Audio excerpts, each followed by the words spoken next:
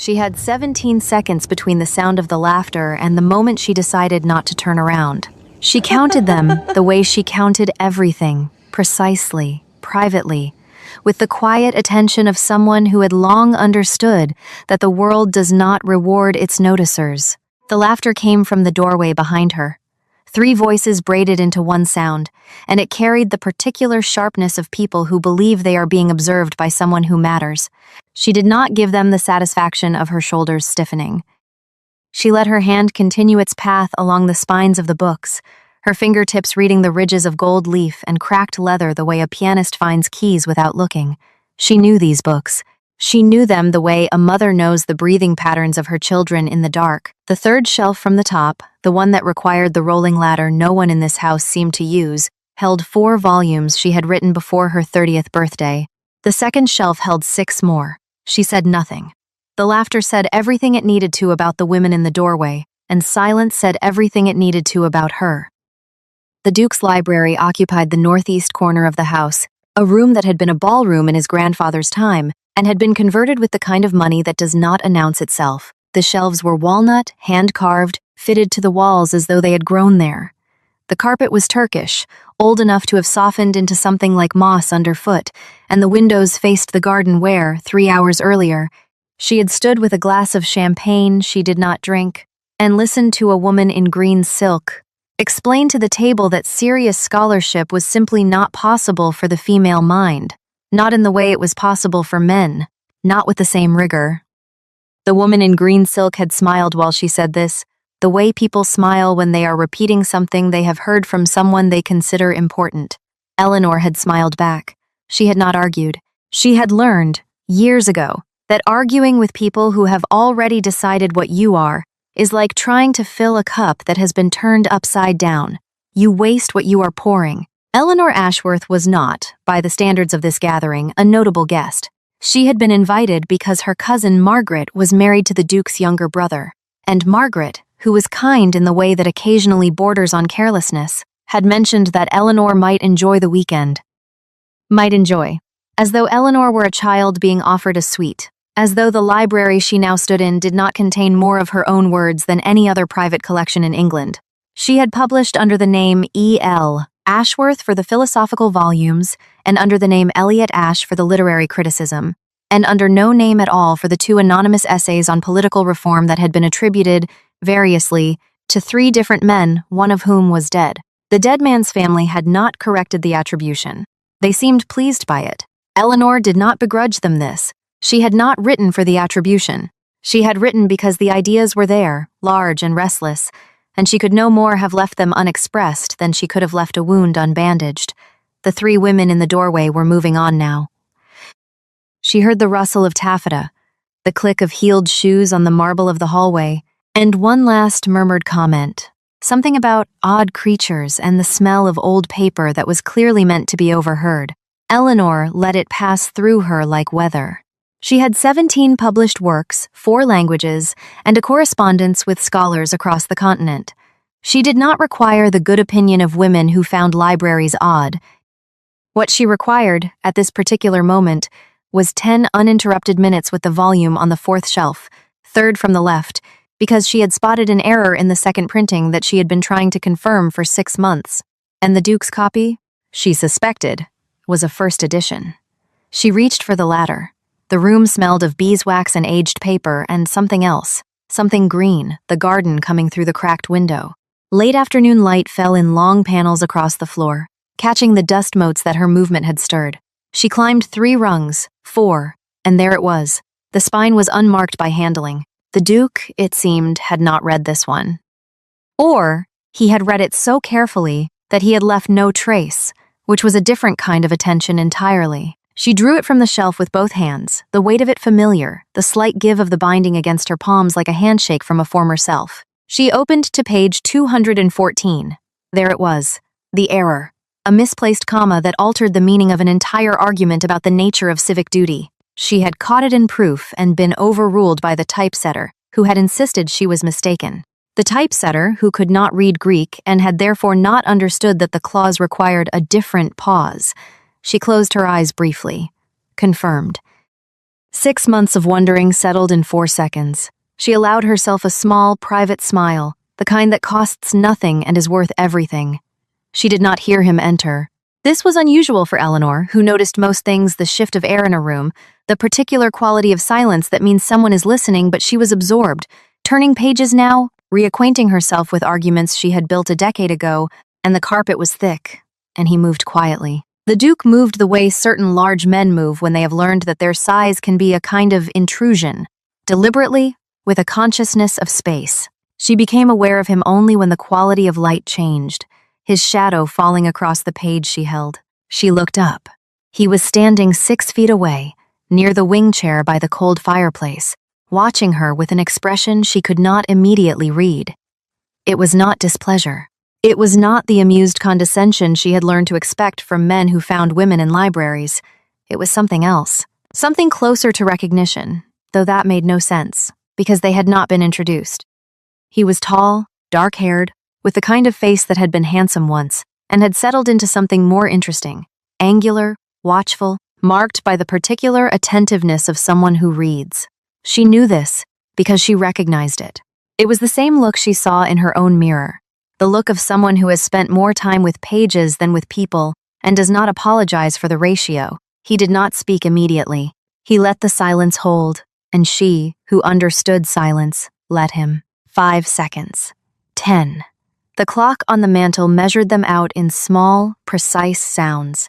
Then he looked at the book in her hands. He looked at the shelf she had taken it from.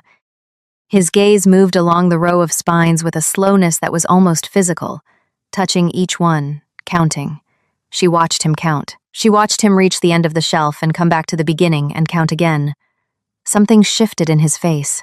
A muscle near his jaw moved very slightly, and his eyes gray. She saw now the gray of winter sky. The gray of old silver came back to her with a different weight behind them. "You have climbed my ladder," he said. His voice was lower than she expected, and dry and unhurried. She held the book against her chest like a shield, or perhaps like evidence. "I have," she said. "You are holding the Ashworth," he said, "the second printing." She looked down at the book in her hands as though she had forgotten it was there. She had not forgotten. She said, "The first printing." He was quiet for a moment. Then he crossed the room not toward her but toward the shelf below, where a ledger of some kind sat between 2 bookends, and drew it out. She recognized it, his acquisition log. He opened it, found a page, and read something she could not see. Then he closed it and looked at her again, and this time, the expression was unmistakable. It was the expression of a man who is rearranging everything he knows about a room he thought he understood. "The first printing," he repeated. "There are 11 copies known." She said nothing. He said, "You knew exactly where it was on the shelf." And then, because she was tired, because she had spent 3 hours being invisible, because the women in green silk had laughed, and the women in the doorway had laughed, and she had been polite about all of it, she said the rest of it too. "I did not need to look, because I wrote it, and the one beside it, and the 4 on the shelf above. And the 2 volumes of criticism that you keep, unless you have moved them, on the bottom shelf behind the armchair where the light is poorest, which has always irritated me because they deserve better light than that." The clock ticked. The dust motes turned in the late gold of the afternoon. He did not laugh. He did not disbelieve. He did not ask her to prove it. He looked at her the way one looks at a landscape one has seen in a painting and is now encountering for the first time in life, with a kind of wonder that is also a kind of reckoning. "You are E.L. Ashworth," he said, and she said, "Yes." And he said, "You are also Elliot Ash." She hesitated. The hesitation was its own answer. He nodded slowly. "The anonymous essays on reform," he said. She did not confirm. He did not need her to.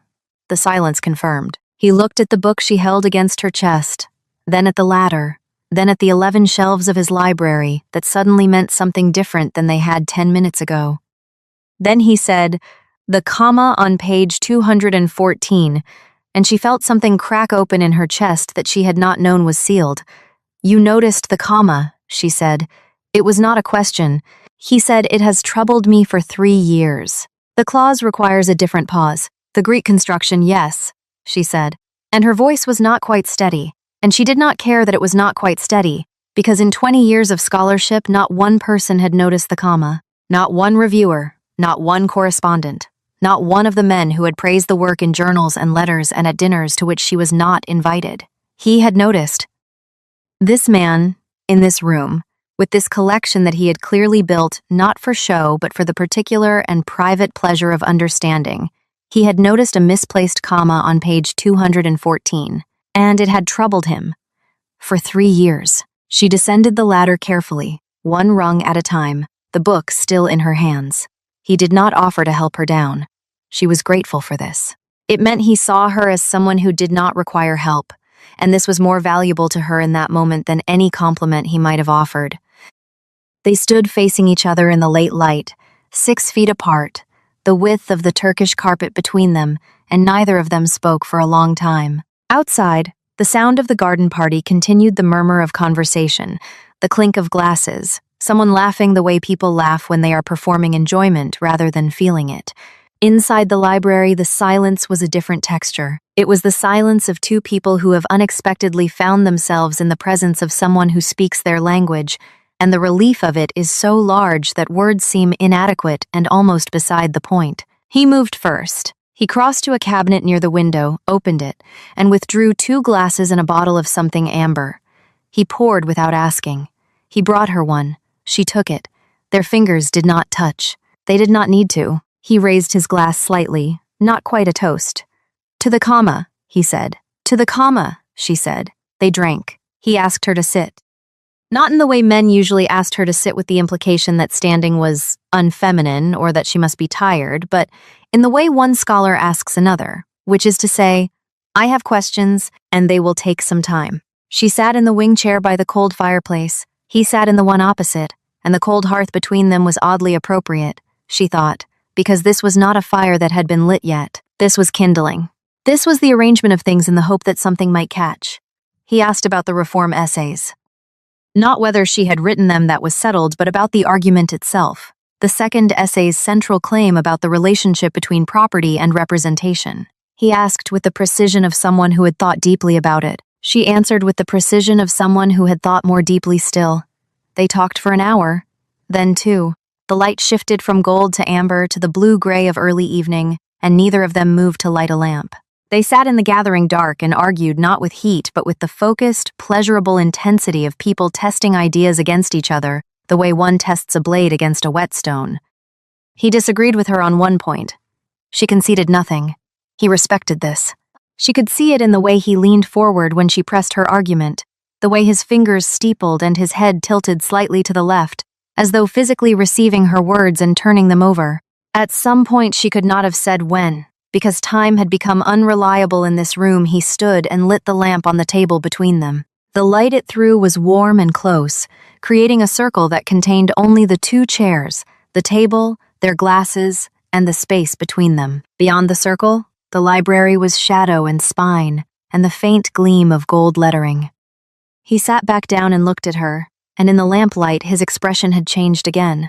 It was no longer the scholar's intensity. It was something quieter. Something that made the room feel smaller. "You have been here all weekend," he said. She said, "Since Friday." He said, "We were not introduced." She said, "No." He said, "I would have remembered." She said nothing to this, because there was nothing safe to say. He said, "I would have remembered because I have been trying to find E.L. Ashworth for 4 years. I have written letters to your publisher, who returned them unopened, to your academic correspondents, who claimed not to know your address, to the Royal Society, who informed me that you were not a member and could not be located through their offices." She listened to this. She had known about the letters, or some of them. Her publisher had mentioned them. "A collector," he had said, dismissively. "Some duke who wants to shake your hand." She had not pursued it. She had not thought it worth pursuing. She had been wrong. "Why?" she asked. He said, "Because I built this library around your work." She was quiet for a long time. He let her be quiet. He did not fill the silence with explanation or justification or the kind of anxious elaboration that men often offered when they sensed they had said something large. He simply let the statement sit in the room between them, solid and patient, like the books on the shelves. She looked at those shelves now with different eyes. She saw the organization not alphabetical, not by date, but thematic. Arguments in conversation with each other. Her philosophical work beside the natural philosophers who had informed it. Her criticism beside the literature it addressed. Her reform essays anonymous, unattributed, their authorship unknown to the world placed beside the political theory from which they grew. He had not merely collected her work, he had understood it. He had understood the architecture of her thinking, the way each piece connected to the others, the way her mind moved. He had built the library as a map of a mind he had never met, and he had been searching for the cartographer for 4 years. The sound of footsteps in the hallway broke the stillness. Margaret's voice, calling Eleanor's name with the slightly frantic pitch of a hostess who has misplaced a guest. Eleanor stood. He stood. The moment contracted. She was aware, suddenly and acutely, of how this looked: a woman alone with a man in a dimly lit room, both standing, the air between them thick with something that resembled intimacy, because it was intimacy, though not the kind anyone walking in would understand. Margaret appeared in the doorway. Her face registered surprise, then confusion, then the quick social calculation of a woman who knows the rules and is not sure whether they are being broken. "Eleanor," she said. "There you are. We are sitting down to dinner." Eleanor set the book carefully on the table beside her glass. She did not look at him. She did not need to. She felt his attention like heat from a fire at her back. She crossed the room toward Margaret, and as she reached the doorway, he spoke. "Miss Ashworth." She turned. He was standing by the lamp, and the light made his face half gold and half shadow, and he said, "After dinner, I would be honored if you would return. I have questions about the Ashworth. Several of them." She inclined her head. An acceptance that was not quite a promise. A door left open. Margaret took her arm and guided her toward the dining room, already asking in a low, urgent whisper what on earth she had been doing in the Duke's library. And Eleanor said, "Reading." And Margaret said, "Reading." And the word between them was both perfectly true and entirely inadequate. Dinner was an exercise in performance. 24 guests arranged around a table that gleamed with silver and crystal, the candlelight multiplying itself in every polished surface until the room seemed to contain 100 small fires. Eleanor was seated far from him. The placement was dictated by rank and connection, and her rank in this company was negligible, her connection only the slender thread of Margaret's marriage. She was between a clergyman who spoke at length about his rose garden and a young baronet who had opinions about horses. She listened to both with the patient, slightly distant courtesy she had perfected over years of such dinners, offering the occasional question that kept them talking and required nothing of her interior life. She ate the soup. She ate the fish. She moved food around her plate with the mechanical competence of someone whose mind is entirely elsewhere. She did not look at him. She did not need to. She was aware of where he sat the head of the table, 17 chairs away the way one is aware of magnetic north. Once, when the clergyman paused to butter his bread, she allowed herself to glance toward the far end. He was listening to the woman on his left, his head inclined politely, his fork idle in his hand. And then, as though he had felt her gaze the way she had felt his in the library, he looked up. Their eyes met across the length of the table, across the silver and the crystal and the 100 small fires. It lasted 2 seconds, perhaps 3. The clergyman resumed his account of aphids. Eleanor turned back to him and said, "How dreadful," and meant nothing by it, and thought about the comma on page 214. After dinner, the party separated in the customary fashion, the men to port and cigars, the women to the drawing room and coffee and the kind of conversation that is expected of women in drawing rooms. Eleanor drank her coffee. She listened to Margaret's mother-in-law discuss the difficulty of finding good linen. She listened to the woman in green silk whose name was Mrs. Fairchild and who was, Eleanor had gathered, considered a wit, offer her opinions on the latest novels with the confidence of someone who has read reviews rather than books. Eleanor did not contribute to this discussion, though she had written the novels being discussed. Not all of them. 2 of them, under yet another name. She finished her coffee. She set the cup down carefully on its saucer, aligned the handle with the rim, and stood. "Excuse me," she said. Margaret looked up. Mrs. Fairchild looked up. 3 other women looked up with the particular alertness of people who are hoping someone will do something worth discussing later. Eleanor smiled pleasantly and said, "I left my shawl in the library." She had not brought a shawl. It did not matter. The excuse was a door, and she walked through it. The library was dark when she returned, save for the single lamp he had lit earlier, still burning on the table between the wing chairs.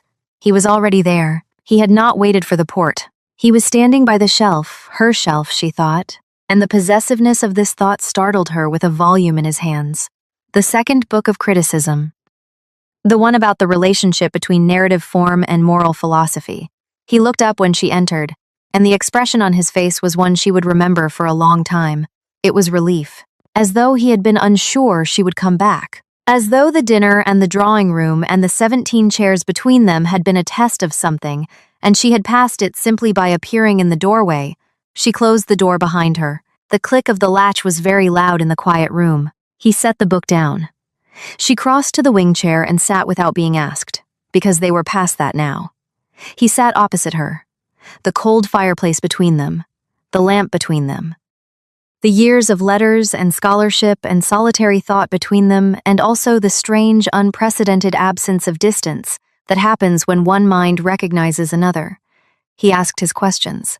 They were good questions, sharp, specific, revealing the depth of his reading and the seriousness of his thought. He asked about the argument in Chapter 7 of the philosophical work, the one that had been most criticized, the one she was most proud of. He asked whether the criticism had troubled her. She said, "No." She said, "The critics misread the claim because they began from an assumption I had already rejected in Chapter 3, and they did not notice the rejection because it was quiet." He smiled at this. A small smile, barely a movement of the mouth, but it reached his eyes. "Quiet," he said. "Yes, your work is often quiet in that way. It asks you to have been paying attention." She felt something warm unfurl in her chest, not vanity, something deeper.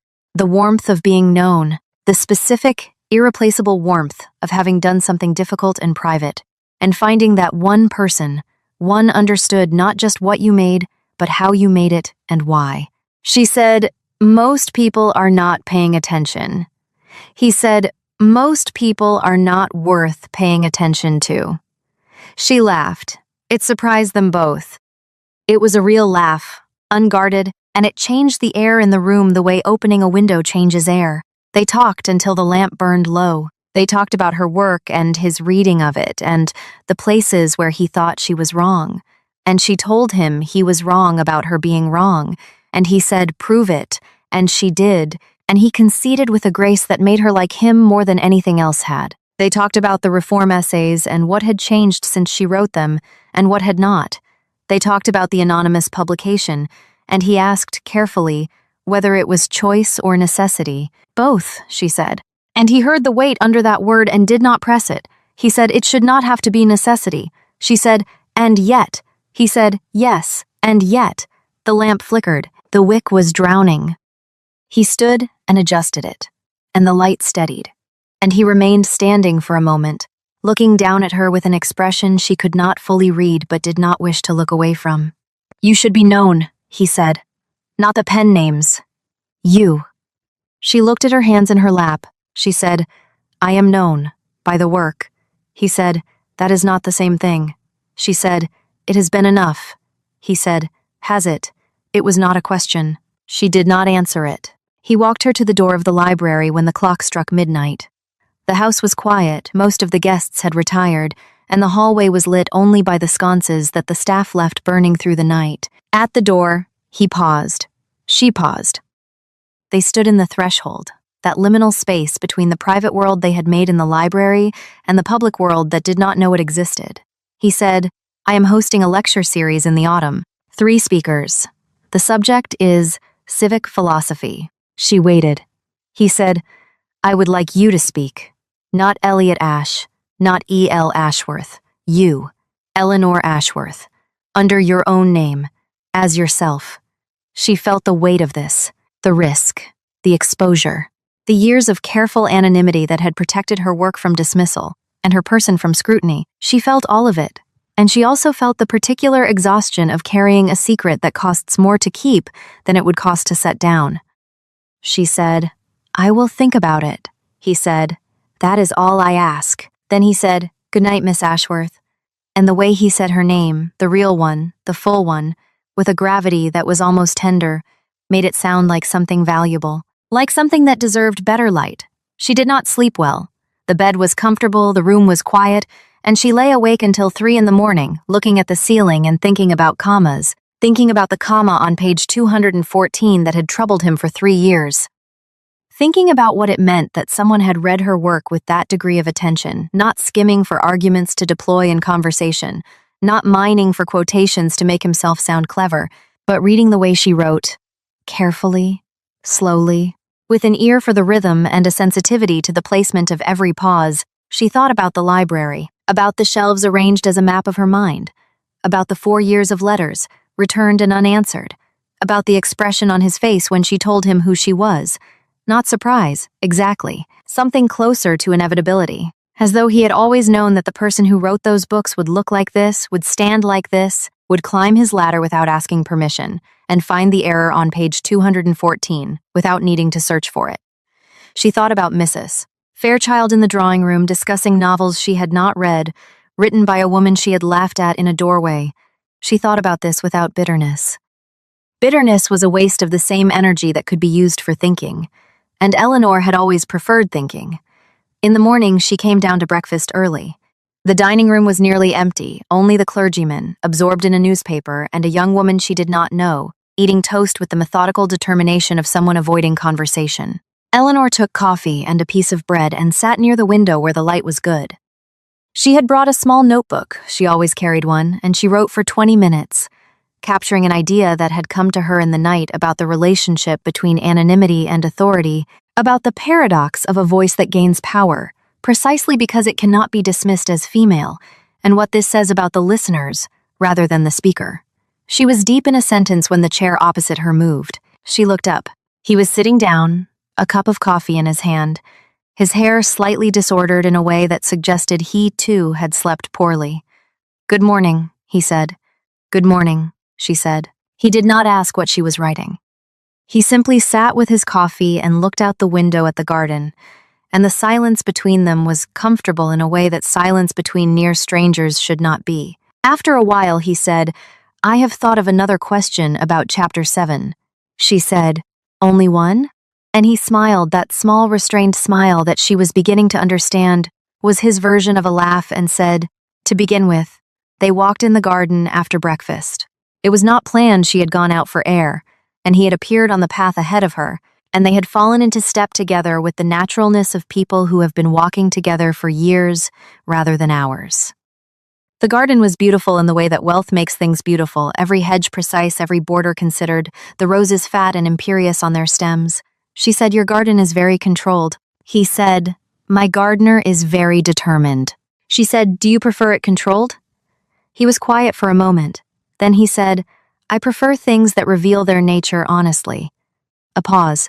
She felt the subtext of this settle between them like pollen. They walked on. He showed her the walled kitchen garden, where herbs grew in orderly rows and a cat slept on the warm stones of the path. He showed her the old orchard, where the trees were gnarled and unpruned and the fruit fell where it chose. "I prefer this part," he said. She said, "Yes, because it is not performing." He looked at her. He said, "Precisely." The cat had followed them and was winding between their feet, and she bent to touch its head. And when she straightened, he was watching her with that expression again, the one that was half recognition and half something else, something that made the morning air feel warmer than it was. The weekend ended as weekends do, with departures and carriages, and the particular flurry of servants and luggage that marks the dissolution of a temporary world. Eleanor packed her bag. She placed the small notebook on top, the new pages filled with the cramped, rapid handwriting that was hers alone. Margaret appeared in her doorway, pink-cheeked and slightly breathless, to say that the carriage would be ready in half an hour.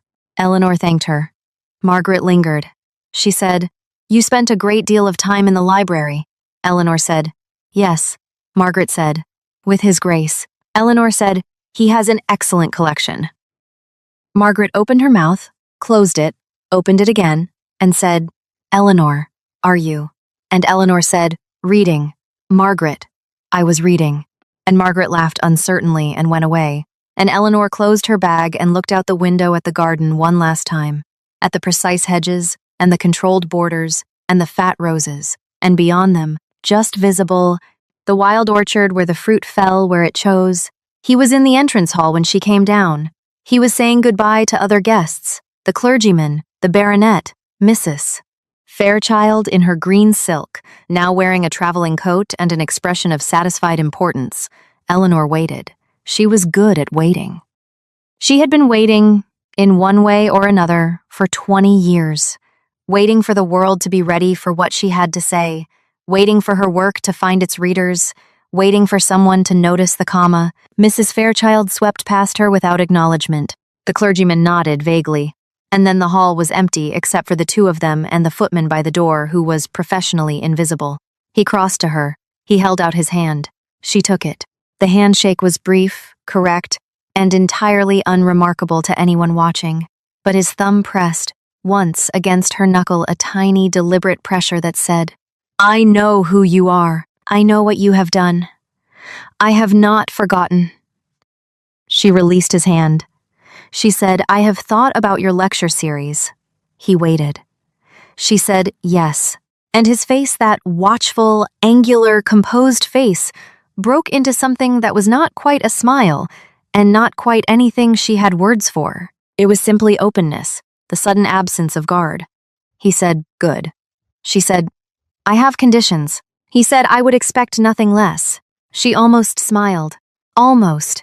She picked up her bag and the footman opened the door, and the autumn light came flooding in like a promise. The lecture was in October. She had 4 months to prepare, which was more than she needed and less than her nerves suggested.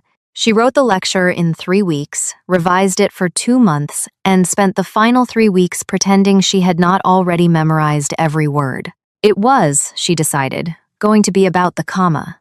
Not literally, not only, but about what the comma represented, about the difference between being read and being understood, about the space between a pause and a silence, and how meaning lives in that space, and how power determines who is allowed to place the pause and who must simply accept where it falls. She wrote it under her own name, Eleanor Ashworth, the full, unabbreviated, unmistakable name on the front page where anyone could see it. It felt like standing in a room without armor. It felt like the first morning she had ever written before the pen names, before the necessity, when the words were just the words and the name was just the name, and neither of them had learned yet to be afraid of each other. He wrote to her twice during those 4 months. The letters were formal in structure and intimate in content, the handwriting precise, the paper heavy, the arguments sharp and unsparing. He disagreed with her, in the first letter, on a point she had made about the nature of intellectual courage. She disagreed with his disagreement in her reply. He sent a second letter conceding half the point and pressing her further on the other half. She pressed back. Their correspondence had the quality of fencing, not aggressive, not hostile, but alert, responsive, each stroke testing the other's reach. She kept the letters in the drawer of her writing desk, beneath the current manuscript. She did not reread them. She did not need to. She remembered every word the way she remembered the placement of books on shelves, by feel, by weight, by the particular shape they made in the dark. October came. The lecture hall was full, which surprised her, and warm, which did not. She stood behind the curtain at the side of the stage and listened to the murmur of the audience, and counted. She was always counting 143 seats, and at least 130 of them occupied, and somewhere among them, him. She did not look for him. She did not need to find him in order to know he was there.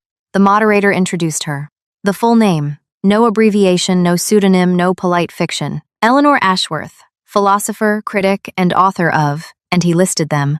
All of them, every title, and the murmur in the audience shifted to something sharper, something that contained surprise and reassessment, and, from certain quarters, the particular discomfort of people who are realizing they have praised work they would have dismissed had they known its source.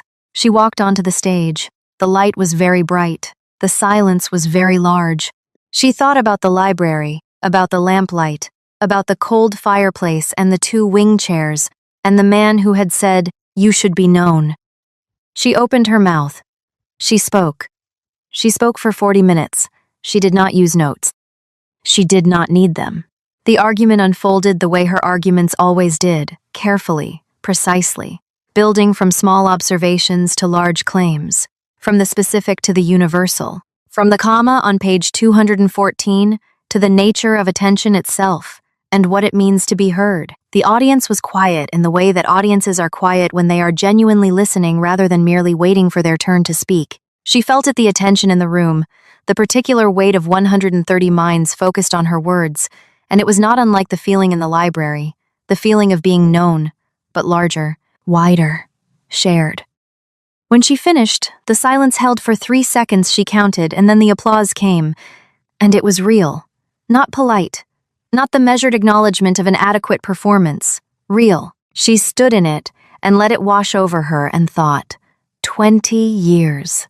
20 years of writing in rooms alone, 20 years of pen names and returned letters and anonymous brilliance. And here, finally, the sound of people hearing her without the barrier of their own assumptions. She did not cry. She was not the kind of woman who cried in public, but she felt the crack in her chest again, the same one from the library. And this time it did not close. He found her afterward, in the reception room where people were drinking wine and asking her questions with the slightly dazed enthusiasm of an audience that has been genuinely moved. He did not push through the crowd. He waited at the edge of it, holding a glass he was not drinking, until the others dispersed. Then he approached. She was sitting by then, in a chair near the window, her hands folded in her lap, the adrenaline receding and leaving her pleasantly exhausted. He sat in the chair beside her. He did not speak immediately. He set his glass on the windowsill and looked at her the way he had looked at her in the library, with recognition, with attention, with the quiet intensity of someone who is not merely seeing but reading. Then he said, "The comma." She smiled. She said, "The comma." He said, "You built an entire philosophy of attention around a misplaced comma on page 214. She said, "It was always there. I simply finally said it aloud." He was quiet. Then he said, very low, so that only she could hear, "I am glad you said it aloud." And she understood that he was not only talking about the lecture. The news of the lecture spread in the way that such news does, through letters, through journals, through the steady accumulation of one person telling another who tells another. Mrs. Fairchild, it was reported, had received the information at a dinner party and had gone quite white, which Eleanor chose to regard as a compliment. The publisher wrote, somewhat sheepishly, to inquire whether Miss Ashworth might be willing to reissue the collected works under her own name. The Royal Society sent a letter that managed to be simultaneously congratulatory and apologetic without explicitly acknowledging what it was apologizing for. Eleanor read this letter at her desk, beside the window that overlooked her small garden, not a duke's garden, not precise or controlled, but hers, with its unruly lavender and its single stubborn apple tree, and she allowed herself a moment of something that was not quite satisfaction and not quite vindication. It was simpler than either of those.